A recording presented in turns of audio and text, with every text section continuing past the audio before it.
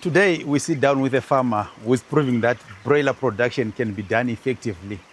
A farmer who is doing over 13,000 broilers. This is coming at a time when almost every household is venturing into broiler production, often producing very good birds, but fails in terms of marketing. Today, Jonathan Murwira is our guest, and he will tell us how he's managing to find a market for his 13,000 birds. But it was not all rosy for Jonathan Murwira. He started with 1,500 birds and failed dismally in terms of securing a market for those birds. But today he stands tall, and there is a testament that broiler production is a profitable, viable business. Let's watch and enjoy this episode. I thank you. Jones, welcome to the program. Welcome. Jones, can you tell us who is Poultry Plug? Okay, Poultry Plug is a registered business. We are 3 shareholders, and we were registered in the year 2023, September. So it's now a full year in some months trading. And how has been those 2 years in terms of business-wise? Business-wise, the first year, in fact, the registration happened 2023, but we've been already in business. Yeah. So if we are to talk about business, so this one is actually like my 6th year Doing poultry. doing poultry, like continuously. And so as Poultry Plug, how often do you, or how many chicks do you produce per cycle? And how often do you do a cycle? Okay. We used to do 10,000 birds a cycle. Like from the start, from the time we got registered as Poultry Plug, that is September of 2023. Fast forward, like actually this current batch, we increased our numbers by 3.1. So right now as we speak, we are now doing 13,100. So how often? We do our batches every 2 months, alternating. Like the batch here, we are doing 6,500. The batch the other side, that's where we added 3.1. So that side, they are now doing 6.6. And John, this episode is specifically for you to tell people, because you know, everyone is doing broilers. Every household that you think of, there is a backyard poultry production, especially the broilers. We want to, and people have problems with marketing. There are 50, 25 or 100 broilers. We want to talk about specifically marketing in this segment. And at what point you are doing a 13,100, at what point do you then start to think about marketing or about how you are going to market your chickens? Okay, so marketing is very integral to an agricultural venture. So in fact, even from planning, each time we are planning of an agricultural venture, you must think of markets like where are you going to offload? In this case, if you are talking of broilers, these are perishables. You slaughter you slaughter in the morning. Tomorrow morning, if you don't refrigerate, that's bad news. That's disaster. So That's a loss. yes. So for all agricultural produce, even from the planning stage, you must also think intentional about marketing.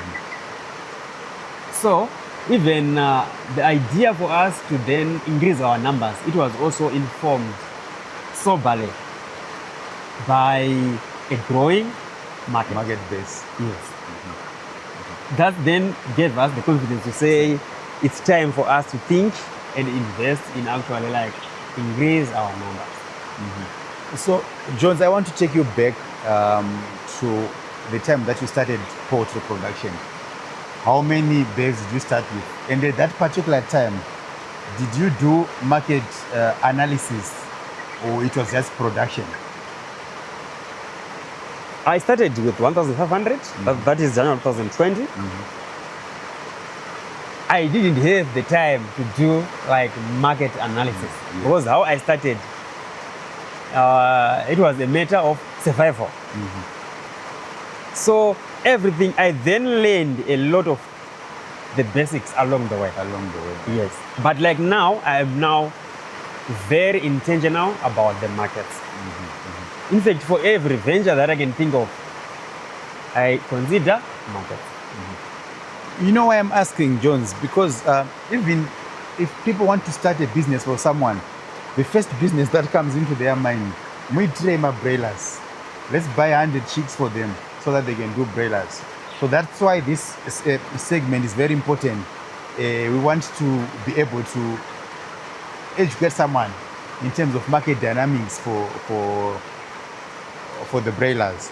But moving forward, Jones, how do you identify potential buyers for such a large quantity? Because 10,000, 13,000 is not a very small number.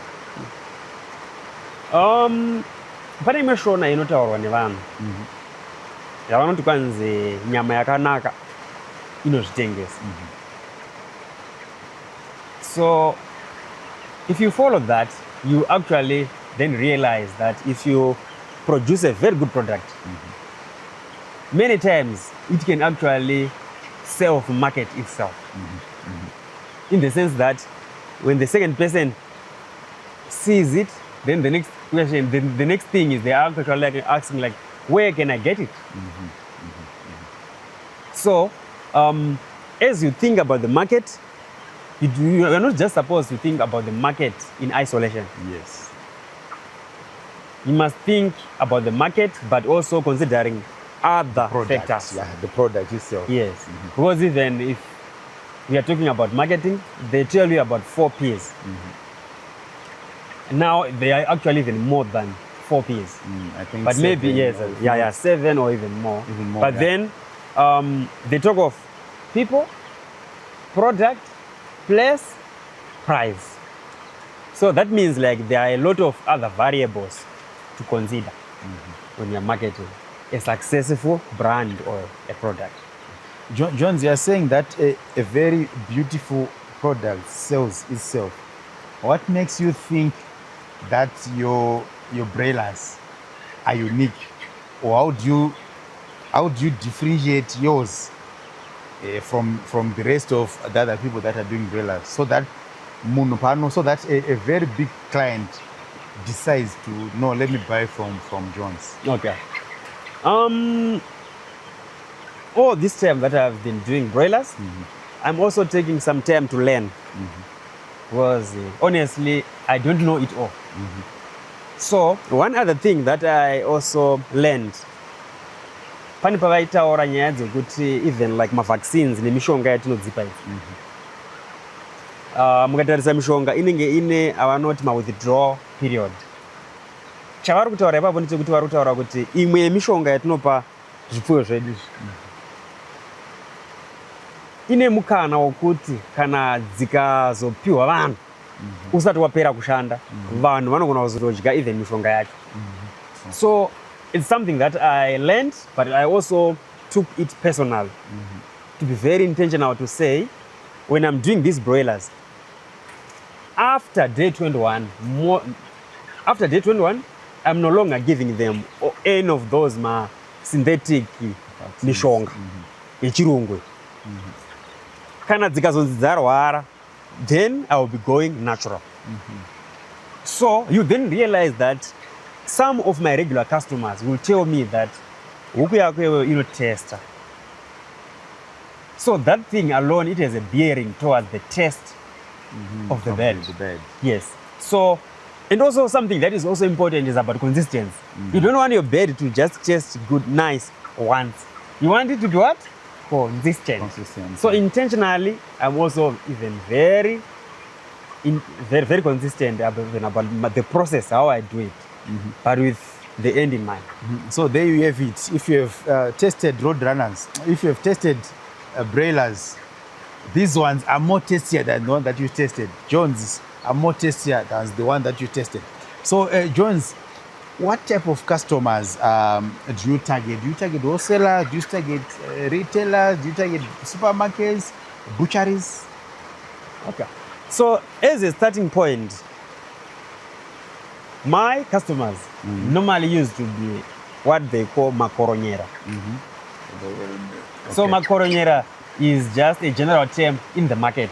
Pavari kuti makoronyera, those are those buyers vokuti vanouya kwatiri vobva vohodha vobva vanotengesa.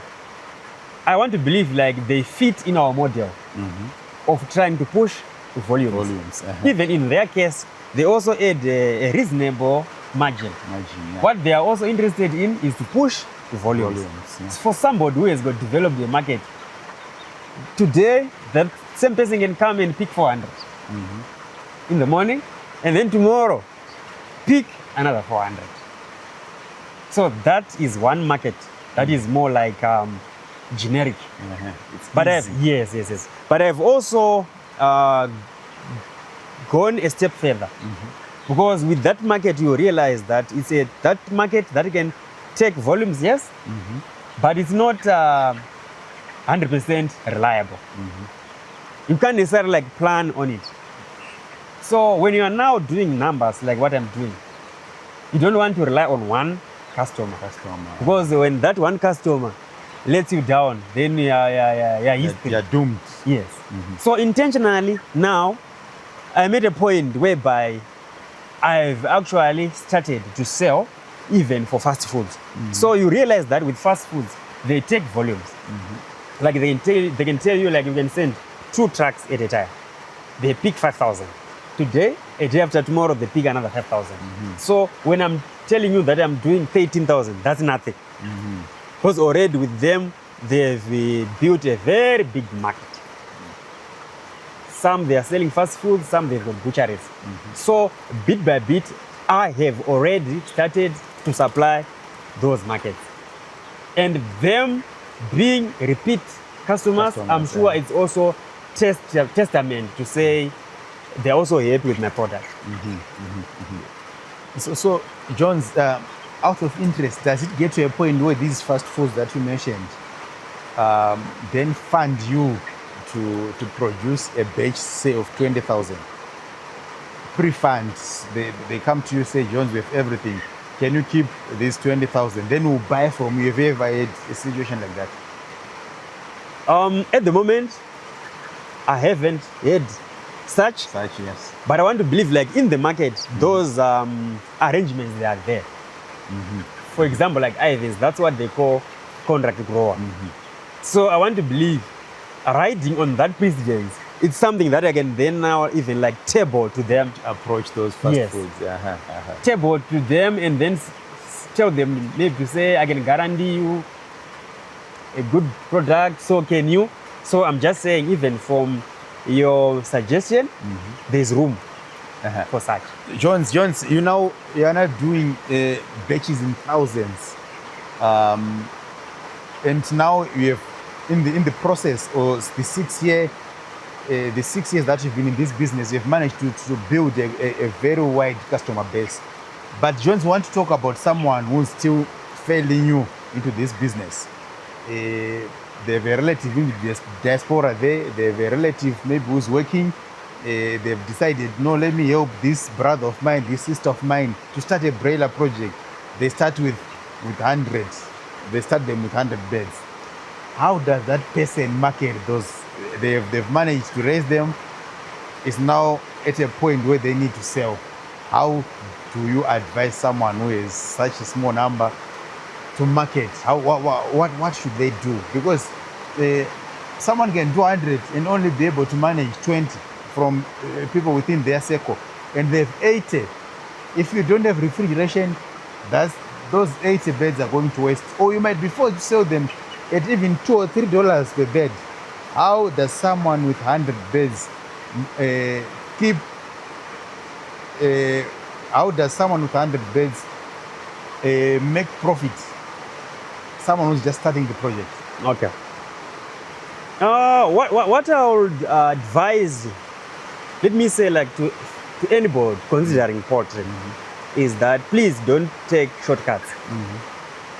You're doing 50, you're doing 5,000. What is very important, once again, is knowledge. Whoever is to consider this business must also equally invest in knowledge. There are some free programs, and there are also some paid programs. But what exactly are you doing? You are investing in something that is a potential to give you revenue. So through training now you will be established. You know things like in full, not the bits and pieces. Any reasonable training will teach you about production, will teach you about even like costing and budgets. Will also teach you even about marketing. Will also teach you even about people management, like managing workers and things like that. It can also teach you even like surviving or how to manage a rapidly changing economic environment like Zimbabwe. Because what it was last month might change altogether. But if somebody is been equipped to a greater extent, you can adjust and adapt and win. John, speaking of information, you are someone with coming from a financial / accounting background. So how did you transition into farming, and what trainings did you do? Did you do self-training, or you enrolled for some of these online or physical trainings? I had the financial background.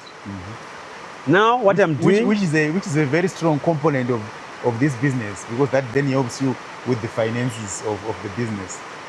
But how, speaking of that transition, how did that happen? Okay, so speaking of that transition, like I said before, that for me, how I actually started was a question of survival. Like, this is the next thing. Yes.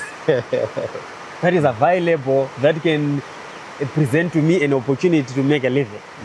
So now the transition part, I am paid for trainings. If I see like the profile of the people who will be presenting,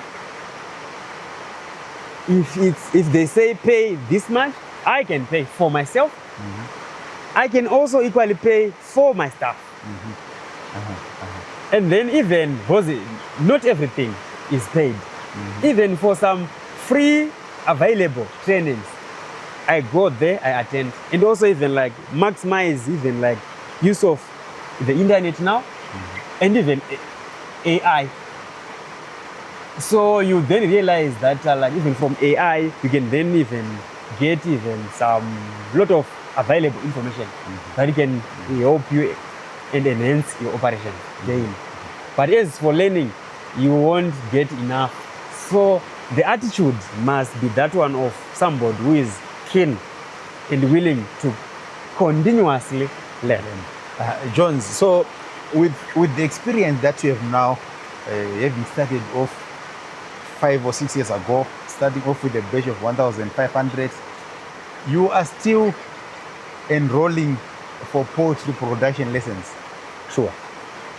The last one is maybe should be 2-3 weeks.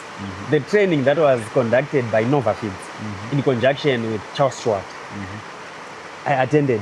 And I'm sure it should be 2 months back, there was another training by Showgrounds from Charles Stewart. I attended that one again. And I actually have certificates. You spoke of also allowing your staff to be part of these trainings. How important is it for your staff to also attend these things? Shona inoti kwanzi chikomo chiremerera chevari kure. So you then realize kuti zvimwe zvinhu ndechivaticha inini. Kana vakazonzwa those same things zvichitaurwa nomwe munhu, vanozvinzwa I think more than twice. And also, even Zitoro, it's actually even a motivator. Because what I also then do is, can I even wakabuda nebasa. Sitowapo even T&S. So, for them, it's also a motivator, even kusangana among my peers. Awanenge vachisangana nawo, vachishare even my ideas, vachishare my contacts.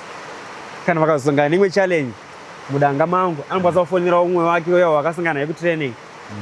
Kweingoko kuri sei makambosangana nawo here neizvi.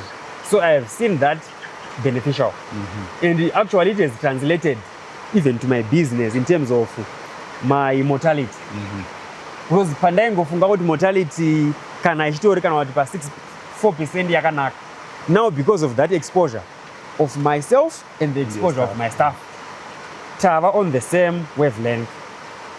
Takuziva kuti what we had held as the deal before, there is actually something more better. So it's also challenging the two of us towards the continuous improvement. So does this mean that these trainings, then through these trainings, you have now knowledge that you have reduced the mortality rate? Sure. And Jones, do you use social media, flyers, word of mouth, or formal contacts to market your things? How do people then know that your beds are up for sale? We have an active Facebook page, Port Plug Enterprise. I also use WhatsApp. I have an active WhatsApp group sitting at 850 members now and growing. So that's another platform that I market. I also make use of my status. But you know, with status, it's just a question of the people within your contact. So I try and use available opportunities. We also prepared like flyers. I remember like this year for the agricultural show, we were financed by Zimbabwe Agricultural Development Trust to present for our table at the ZAS Harare and another one at Mash East Marondera. So there, it was also a platform where we also had our flyers. So we wanted to be visible. I remember I also had an opportunity to teach some women from Mutoko. So that was also another intentional way of marketing about our product and our services. So when you go to these big events, agriculture show is the biggest agriculture event in Zimbabwe. There was a mini one in Mash East in Marondera. Do you get value out of those gatherings to say maybe at ZAS we meet this person 3 months down the line or 2 months down the line, this person then inquired and then purchased 5,000 beds? Are those scenarios happening? Those scenarios are happening indeed, and I'm getting maximum value. I want to give reference to the Charles Stewart training. I remember meeting one other grower from Macheke. I dismissed myself a little bit earlier than normal because I was busy. At the time, I was selling for maize. So now one of my trucks had arrived and things like that. So within a short, it's more like an elevator pitch. We met for a very short space of time. And our conversation, from that very short conversation, I remember we met in the bathroom. That very short conversation. In the bathroom? Yes. I then gotten to know that this grower is actually very good managing mortality. Is actually, again, very good managing FCR, like growth. Is also very good at selling his beds at a very good price of $4.50 from very far Macheke. So I then visited, and then there are a lot of goodies. Of course, I can't tell them now. But I can assure you that there were a lot of goodies. So what happens with me is I try to get value with every available opportunity. every available opportunity. I try to maximize and get value to me, and I've seen it translate. Jones, let's talk about customer relationship. How do you build relations with your customers, and how do you build relations, especially with people that repeat their purchases? Okay, so on customers, let me say, nobody has monopoly Over customers. over customers. We have a customers is more or less like just a dam or a lake where anybody is allowed to come and fish from.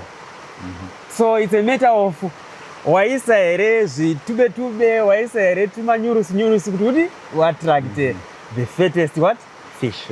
Yeah. So what I can say is each time paungoida kuti utsvage ma-customers usangofunga kuti zvinozviita zvega.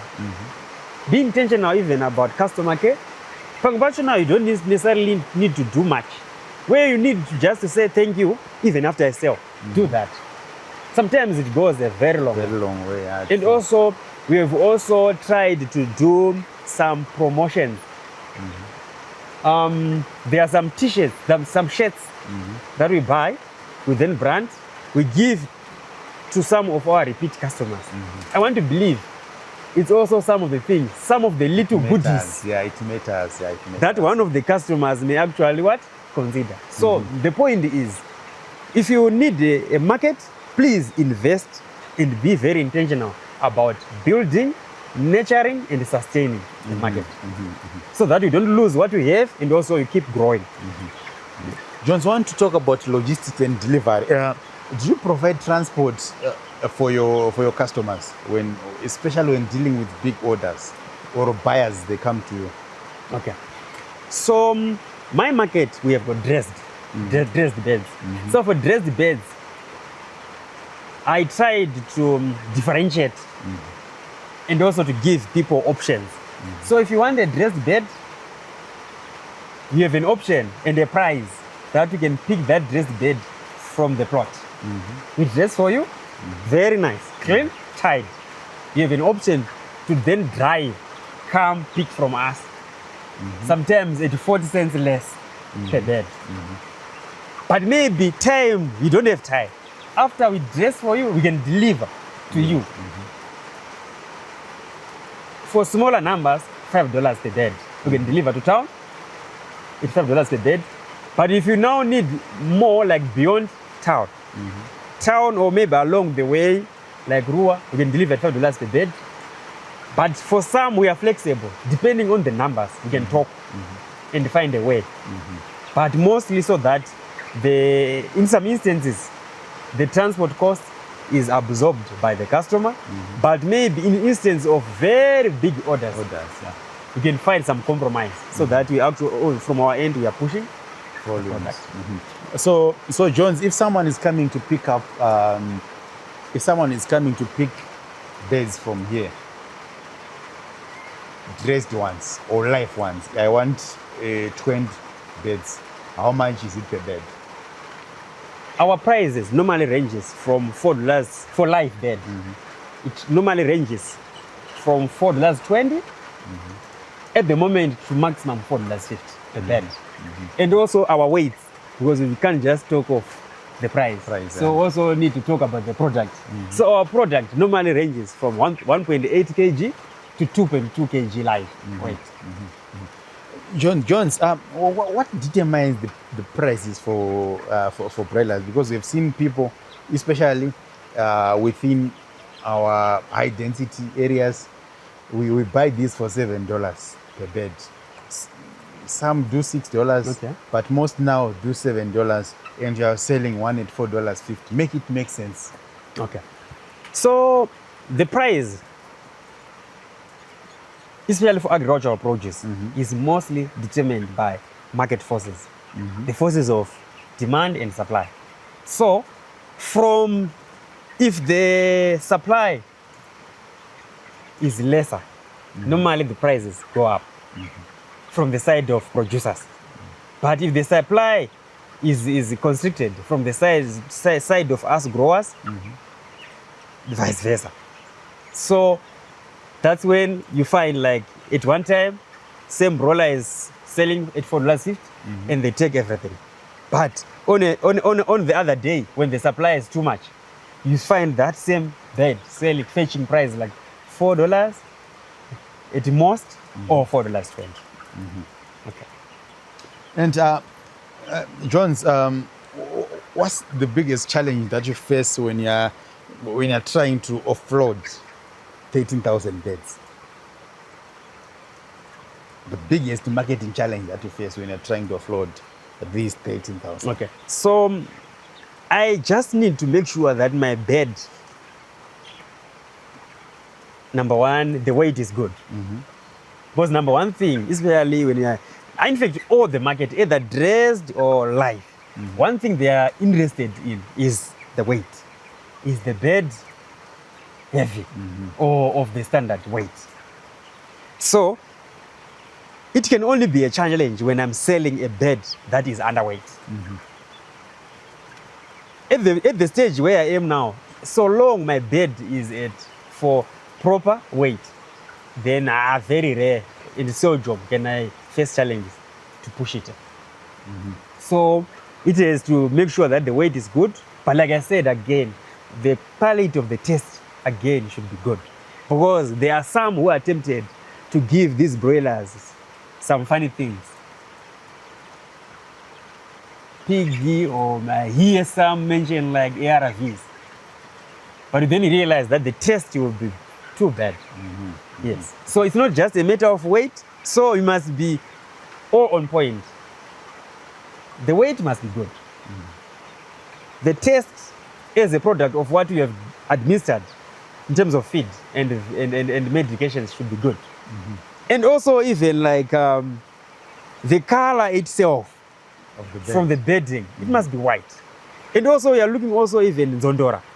Zofana nge dzakachena futhi. Vanozvitarisa izvozvo. So yeah, those things. Yeah, so Jones, how do you deal with a slow market? You have produced your 13,000 beds and the market is slow. Okay. It's not what you wanted or it's not what you envisioned. Okay. We are actually talking about my June, July of this year.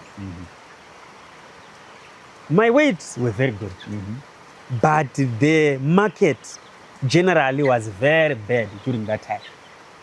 So you then realize that the usual market for the macaronera, if they could come, they will come, and then they will just drop off.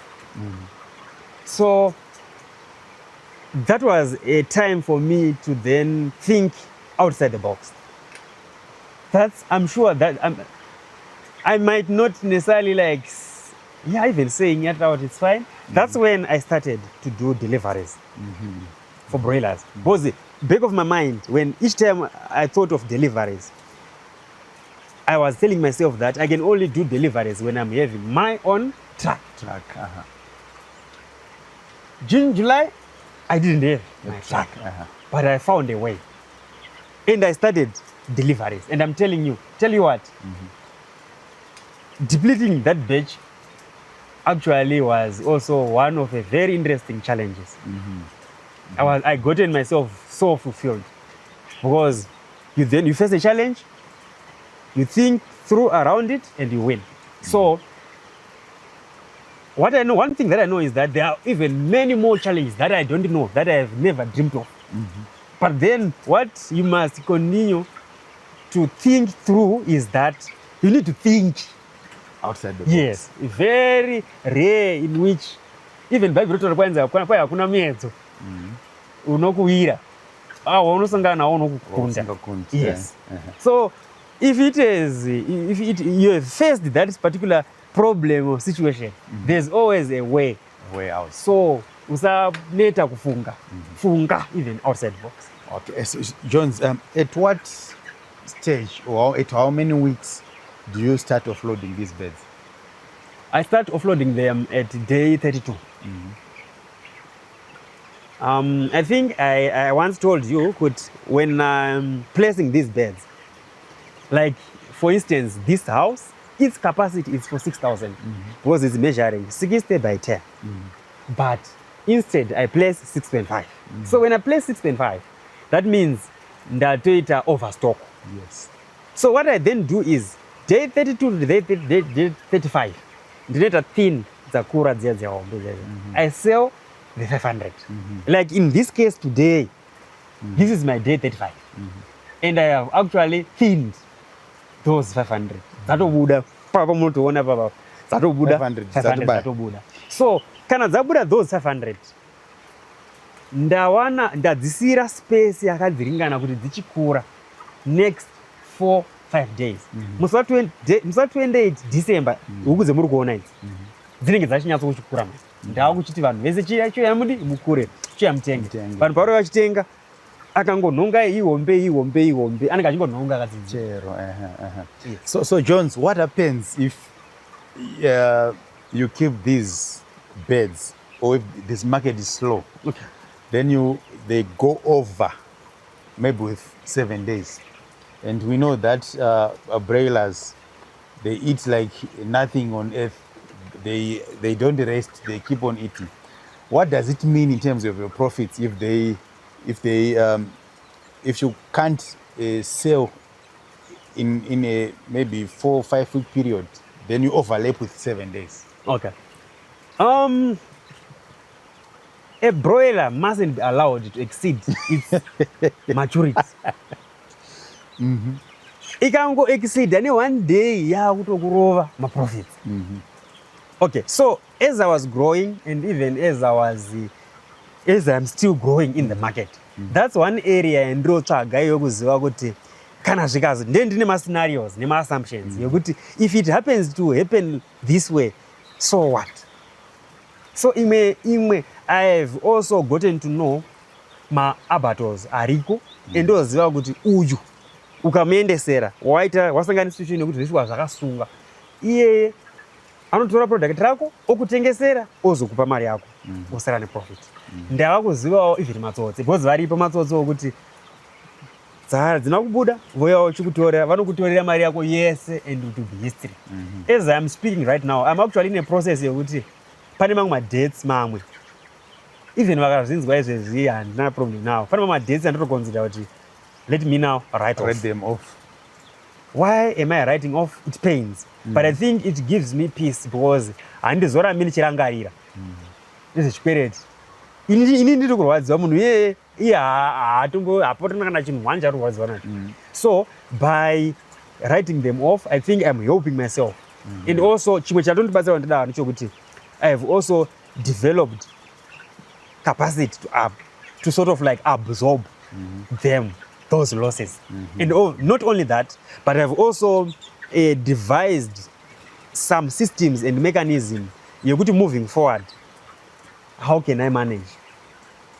Where I'm not supposed to sell H squared, it's a no. Where I'm supposed to sell H squared, it's something that is done responsibly. Yeah. So how do you sell responsibly, John? Because if someone comes, you are in a very desperate situation. You want to offload, and the market is tight. Someone is coming and saying, give me 2 days, I'm taking 5,000 beds, I'm taking 10,000 beds, I'll bring your money after 2 days. How do you then vet to say this one is genuine, this one is not genuine? Aiko kunonyudza ikoko. Kunonyudza. Saka akusuhunya kutotambira ikoko. It's better to break even, to sell at a break even price. Actually it's better. Why? Because uri kuwana cash yako ipapo. Kwese kwezvikweretu kunopisa, but reality ndeyekuti vamwe vacho vanotenga dzakawanda. Zvishuwa vakatojaira tsika vematerms. So it's a matter yokuti unogona kuitawo research yako wonzwawo kuti pane vamwe here vavaisi supplier padhuze. Kwete zvegore rapera ka, because gore rapera vamwe vanga vaibhadhara, but pane zvakaitika along the way. Now vatova problem. Saka unoedzawo kutsvaga kana kuti wavhunza ndivapangwa muno supplier, do some intentional background checks. Then uonawo kuti kana zvikazonzi zvashata vane ma-assets vo here. Of course unogona kusazoita zvokuita machecks zvakanyanya, but tarisawo kuti pokuti kana zvikanzi one bad day zvaramba, unokwanisa kundobatawo here saga iri. Kana kuti pamwe anewo lendi chichikutira kuti kuita. Then pamwe pacho itai maformal. agreements anotonyatsanyorwa pasi waadviswa even a lawyer zvekuti whatever your agreements are enforceable at law musanyanya kuita maword of mouth ndedzimwewo nzira dzokuti unotraya kuita cover your back. Yeah. Then uchitanga kudhila nawo pacho usanyanya kutanga futi kuzamudzira itawo chi bit by bit uchiona kana wazoonawo kuti zvivanenge vanoshandika nawo. And these people they're also clever, Jones. Okay. They are not fools. You know, they come to you and say, Jones, I want 200 beds. They give you cash for 200 beds. Oh, yes. Next time they come, they want 500. They give you cash. Next time they want 1,000. They say, Jones, I have 3/4 of your money. I will give you after selling. Then they take 1,000 beds. They give you 3/4 of that amount. Next time they come to you and say, Jones, I want 5,000. I don't have money. I'll give you after 2 weeks. Then that's history. What you're telling, bro, is something that actually happened. And if you caught me well when I was saying I want to write off some debts. There are people like this. This is a very popular grower. Of course, I can't mention the name. Yeah. Andozikamwa kuti anotenga ikoronyera rere.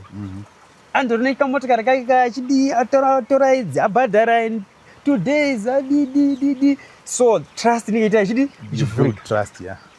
Then ndobva akazongonditi so such cases, can they be reported to police, or what happens, or those people are untouchable? It's reported to the police, but mamwe masystems edu haasati asimba kuti aedze kuita enforce kuti mari dzozidi dziri cover. Because with some countries anogona to freeze even my bank accounts. But in Zimbabwe my chances kwaya hako tingatokurudzirawo kuti maybe in those situations we would love kuti as a way to protect business, because business, we are the people who are also paying tax. We are also the people who are paying tax. We are the people who are also employing the unemployed youth, and at the same time reducing the drug and substance abuse. Because of fun and things like that. So business needs to be protected, and even for economic development. So I want to wish kuti government ngai yedzewo zvirikuitwa kumwe, because it's something that's done. Kuti ukaita chikwereti, let's say ku-UK unofurizwa kana vakanyatsoona kuti it's justifiable. So those zvinobatsirawo kuti vanhu vave nokuita enforce vanhu vave vari responsible. Yes. There's a plea for government to look into issues of protecting, especially small businesses, because they are prone to these disasters. And you know, a moment when someone comes and takes 5,000 beds promising to pay, then they don't pay, it means that business, if it's not built on a very solid foundation, it means that you are closing even but there you have it, Zimbabwe. And this was Jonathan Murwira, a farmer who is doing 13,000 beds at the moment. We're talking to Jones, understanding the market, how you can also tap into his knowledge in terms of offloading your chickens, be it 50 beds, be it 100 beds, be it 1,000 beds. I think those that you have, but before we close this episode, Jones, what would you want to say as your parting words to someone who is eager to start such a project? Market. After everything,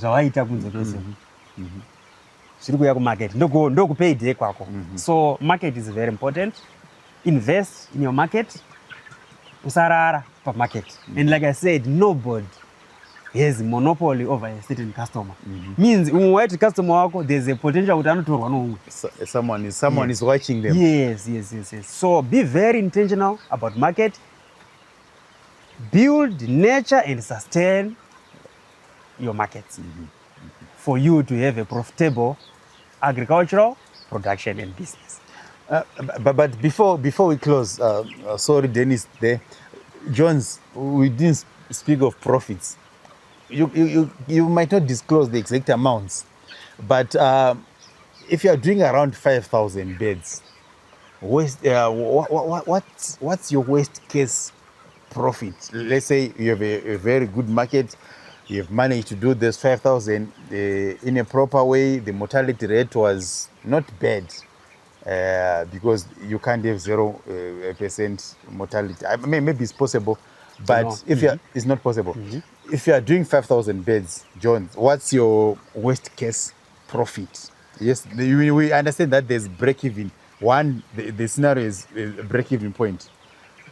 So the scenario could be a loss. The scenario could be a break-even, but we want to talk about the profits. Okay. The worst case profit, and the upper one, the lower profit, the upper profit for someone who's doing 5,000 beds. Okay. So you then realize that for numbers from 2,000 and above, you now have a room to start to enjoy what we call economies of scale. But 5,000 is a very good number because with 5,000, a number of HRAs, now they can actually like deliver to you the beds. And even when you are buying the feeds for 5,000, they are now good number. Such that when you are actually buying like 10 ton and above, you are also enjoying discount. So, come again? So, if you are doing 5,000 beds, so you have mentioned that if you are buying feed for 5,000, you can enjoy discounts, which means you are maximizing on your profit. Oh yeah. You also said the HRAs. Yeah, I remember now. Okay, you were asking like, okay, what's the some instances like you can make a loss or break even. Okay, so it depends with the type of market. For these general markets, on a bad day, and when you are doing 5,000, whatever you're doing, at least strive on a very bad day. At least strive to get at least 50 cents per bed. Per bed. But there's room for more on a good day. Like I said, when the supply is lower mostly and you have a good product, you can get even more. But we don't want to end there. There's also room for more, whereby you actually like process. You process your beds. Maybe you're now doing cuts, you're now selling wings, and you're actually like now supplying KFC Zimbabwe. So when you take it higher or further, there's also room for you to come across very good customers that can also pay well. Well, yeah. Yes. So, Jones, if you're saying that for every bed, you at least expect 50 cents in profit. If you are doing 13,000 beds, that's about 6,500. This is the lowest case scenario in terms of profits. There is room for more. That's good money. For how many weeks? Normally it turns in 1 month because there's 6 weeks of production and also there's another 2 weeks of resting the chicken house. And then, quote me well, it's not like certain that whenever you're doing 5,000, it follows. Yes, yeah, because Yes. It's now a product of how you are procuring, how you are managing. Because for clarity's sake, we'd said that, yes, there are scenarios. We'd said that there's a loss, a scenario for a loss. Then we'd said that there's a scenario for a break-even point. Then we'd said worst case scenario profit. Like, but you're making a profit, but it's not much. Then we had said there's a higher, but higher I think it's difficult. But if you work with aiming for 50 cents a bed, that's good. That's good money. So there you have it. This was Jonathan Murwira, a broiler farmer who's doing at the moment 13,000 beds. We have interviewed Jones. If you follow our channel, the last time we were here, he was doing 10,000 beds. So the reason why we came back to Jones is because of you. You wanted to know the marketing dynamics. You wanted to know how the market works for someone who is doing broilers. Because almost everyone in Zimbabwe, people are doing broilers. When people think of projects, broilers comes into mind. There you have it, Zimbabwe. Thank you so much for supporting this program. Mwana Wevhu, a program brought to you by Citizen Voice Network. And thank you so much for watching, liking, and sharing our content. We appreciate you, Varung. Until next time, is bye-bye.